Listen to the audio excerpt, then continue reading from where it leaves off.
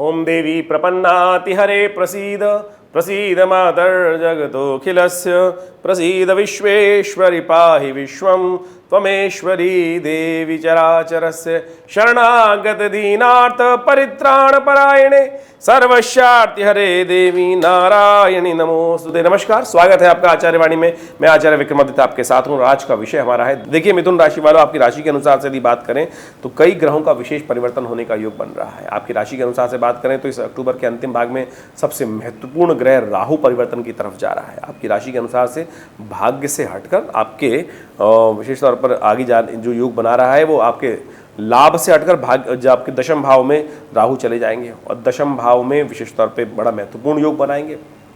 ऐसे में जो राहु से आपको सावधान रहने की ज़रूरत है। आने वाले समय में 18 महीने में राहु थोड़ा सा परेशान करने के योग बना सकते हैं, अननेसेसरी के विघ्न उपस्थित कर सकते हैं। तो ये सारे कैसे रहेंगे, ग्रह को प्रभाव आपको बहुत सावधानी के साथ समझते हुए कार्य करने की ज़रूरत है। इसके साथ साथ इस अक्टूबर के अंतिम भाग में कार्तिक का महीना भी आरंभ हो रहा है और आपकी राशि के अनुसार से यदि बात करें तो आपकी राशि के पंचम भाव में कार्तिक के प्रथम दिवस पर, यदि हम पहले दिन की बात करें प्रतिपदा के दिन, तो वहाँ चार ग्रह इकट्ठे हैं। बुद्धि के अंदर 4 ग्रह इकट्ठे हैं और ये योग किसी प्रकार भी शुभ नहीं है। उस दिन मंगल, सूर्य, केतु, चंद्रमा, ये चारों के चारों ग्रह बुद्धि में एकत्र होकर अशांति का योग बनाते हैं। विश्व में भी एक ग्रह का योग जो है अशांति का वातावरण बनाता है, युद्ध का वातावरण बनाता है, प्राकृतिक आपदाओं का वातावरण बनाता है, भूचाल, तूफान इत्यादि के योग बनाता है। तो ऐसे में आपको आने वाले समय में अपने ग्रहों को अनुकूल करने का प्रयास करना चाहिए। 25 अक्टूबर को ग्रह गणना विशेष तौर पर दिखा रही है कि उस दिन पापांकुशा एकादशी है, बुधवार का अवसर है और सुंदर तरीके से भगवान विष्णु की पूजन करने का अवसर है। रवि योग भी बन रहा है जो सुबह सूर्योदय से लेकर करीब रात्रि में 8:55 तक सुंदर विद्यमान रहेगा। ग्रह आपके अनुकूल बनते दिखाई दे रहे हैं, धर्म में आपकी रुचि रहेगी, अच्छे काम आपके द्वारा होते दिखाई दे रहे हैं, कोई जाकर भी गलत काम आप नहीं करते दिखाई दे रहे हैं। तो ऐसे में सुंदर योग है, लाभ के योग बनेंगे, आगे बढ़ने के सुंदर अवसर बन सकते हैं। एकाग्र होकर काम करें तो बहुत सुंदर योग बनेंगे आपके लिए। चावल का दान करना, भगवान विष्णु का पूजन करना, शालिग्राम जी का पूजन करना, उनका आशीर्वाद लेना बहुत सुंदर रहेगा आपके लिए। 26 अक्टूबर को द्वादशी का दिन, गुरुवार का अवसर और ग्रह परिवर्तन की तरफ जाएंगे। ये परिवर्तन आपके लिए सुंदर रहेगा। ये परिवर्तन दिखाता है कि आप अपने कार्यों में मस्त होकर काम करने का प्रयास करें।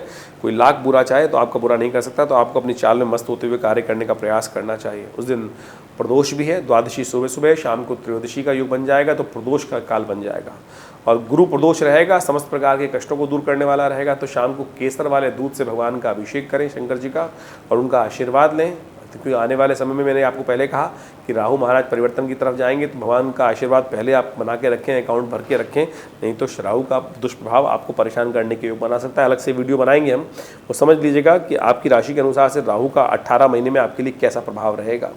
27 अक्टूबर को ग्रह गणना विशेष तौर पर दिखा रही है। उस दिन उदय तिथि त्रयोदशी है, उसके बाद चतुर्दशी का आगमन हो जाएगा, लेकिन चतुर्दशी क्षय हो जाएगी। तो क्षय तिथि है तो नया कार्य आरंभ करने के लिए दिन अच्छा नहीं दिखाई देता है, लेकिन सर्वार्थ सिद्ध योग विद्यमान है। तो बहुत सारे लोग कह सकते हैं कि नया कोई कार्य करने के लिए मुहूर्त है, लेकिन हमारी ज्ञान के अनुसार से उस दिन नया कार्य आरंभ करने के लिए अच्छा मुहूर्त नहीं है, क्षय तिथि, और साथ साथ विशेष तौर पे ये रिक्ता तिथि भी है। तो ऐसे में ध्यान रखते हुए कार्य करें। उस दिन शाकंभरी विशेष तौर पे जैन रूप उसमें शाकंभरी जी का दर्शन कर समस्त कष्टों को दूर करने का योग बनता है। कहा जाता है कि भगवती के मंदिर में जाकर, दुर्गा जी के मंदिर में जाकर शाक पात का उनको भोग लगाना चाहिए, उनको अर्पण करना चाहिए। शाकंभरी देवी की बड़ी महानता है। कहा जाता है कि जब भगवती एक समय संसार में अकाल पड़ा, जब भगवती की आराधना की गई तो शाक इत्यादि की वर्षा हुई थी।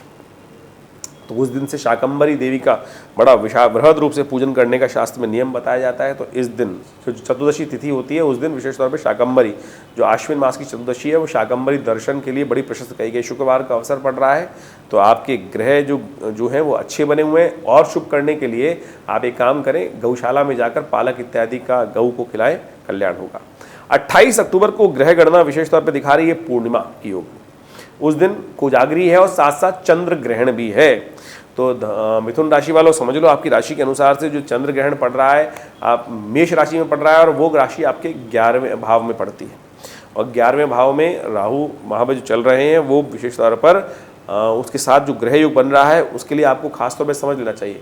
ग्रहण आपके लिए अशुभ नहीं दिखाई देता है, आपके लिए आने वाले समय में ग्रहण का शुभ प्रभाव उत्पन्न होगा। उसको और शुभ करने के लिए क्या किया जाए, तो आपको विशेष तौर पर समझ लेना चाहिए कि ग्रह जो आज ग्रहण रहेगा उस समय में रात्रि में कोजागरी की रात है, शरद पूर्णिमा की रात है, और जब ग्रहण काल हो, ग्रहण का समय पड़ रहा हो, तो उस समय में चावल का दान करना आपके लिए बड़ा शुभ है, या हरी मूंग की दाल का दान करना आपके लिए बहुत शुभ है। हाथ लगा के रख लीजिएगा, अगले दिन सुबह किसी जरूरतमंद व्यक्ति को दान कर दीजिएगा, ये सुंदर रहेगा। और कोशिश ये करें उस समय में जब ग्रहण पड़े तो महालक्ष्मी का स्तवन करें, महालक्ष्मी का पूजन करें। ओम हिरण्यवर्णाम हरणिम सुवर्ण रजस्रजाम चंद्राम हिरण्यमयीम, ये श्री सूक्त का मंत्र है। इसके द्वारा यदि पूजन कर सकें, यज्ञ कर सकें तो बहुत सुंदर का। शास्त्र में कहा गया है ग्रहण के आरंभ में स्नान, ग्रहण के काल में यज्ञ, ग्रहणांते दानम। तो ये 3 कार्य प्रशस्त किए गए हैं। तो हमने विवेकानंद योग आश्रम में इस ग्रहण काल में बड़ा सुंदर कार्यक्रम रखा है। पूरे ग्रहण के काल में भगवती महालक्ष्मी को प्रसन्न करने के लिए, क्योंकि कोजागरी की रात है उस दिन, तो बड़ा सुंदर यज्ञ रहेगा रात्रि में। और आप सब भी अपने यहाँ बैठकर उनका स्तवन करें, पूजन करें। सोने की रात नहीं है, कोजागरी की रात है। जो जागत है सो पावत है, जो सोवत है सो खोवत है, इस बात का ध्यान रखें। शरद पूर्णिमा है उस दिन, तो इस बात का और ध्यान रखिएगा कि उस दिन सूतक रहेगा तो खीर नहीं रखी जाएगी। जब ग्रहण समाप्त हो जाए तो उसके बाद स्नान करके थोड़ी सी खीर बना लें, और फिर थोड़ी देर जब चंद्रमा 4 बजे के बाद चंद्रमा जब आकाश में व्याप्त हो तो उस वक्त रख दीजिएगा। उसके बाद रखी जा सकती है बना की खीर, तभी वो कल्याणकारी रहेगी। नहीं तो वैसे रखना महा अशुभ योग बनाएगा, स्वास्थ्य के लिए दुष्कर प्रभाव उत्पन्न करेगा। 29 अक्टूबर को यदि हम बात करें तो उस दिन कार्तिक प्रतिपदा का तिथि है, और उस दिन रविवार का अवसर पड़ रहा है। और आपकी राशि के अनुसार से यदि हम बात करें तो आपके पंचम भाव में चतुर्ग्रही योग बना हुआ है उस दिन। ये बुद्धि में शांति का योग बनाता है, और इसके लिए आपको विशेष तौर पर उपाय करना चाहिए। तो ये उपाय विशेष तौर पर क्या आपके लिए अच्छा रहेगा वो भी समझ लीजिए। ऐसे में आपकी राशि के अनुसार से आपको रविवार के दिन गेहूं का दान करना बड़ा शुभ है, तो इसको दान करें।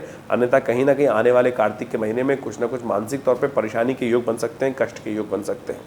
30 अक्टूबर को उस दिन ग्रह विशेष तौर पर परिवर्तन की तरफ जा रहे हैं। राहु परिवर्तन का योग बना रहे हैं, आपके 11वें भाव से हटकर 10वें भाव में जाएंगे।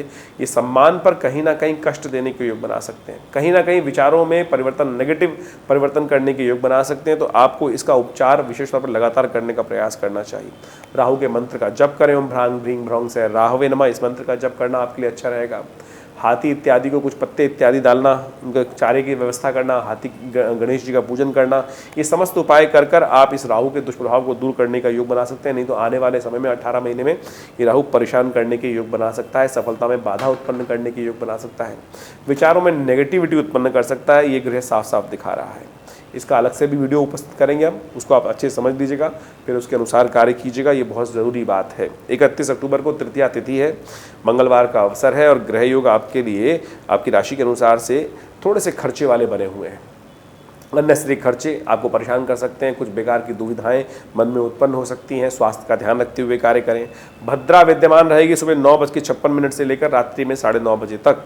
तो ऐसे में विशेष तौर पर नया कार्य, नए कॉन्सेप्ट, नए प्रोजेक्ट्स में हाथ डालना आपके लिए अच्छा नहीं रहेगा। हनुमान जी का ध्यान करें, हनुमान जी का पूजन करें, हनुमान जी के मंदिर में जाकर पीपल के पत्ते की माला उन्हें अर्पित करें, कल्याण होगा, कष्ट दूर होंगे।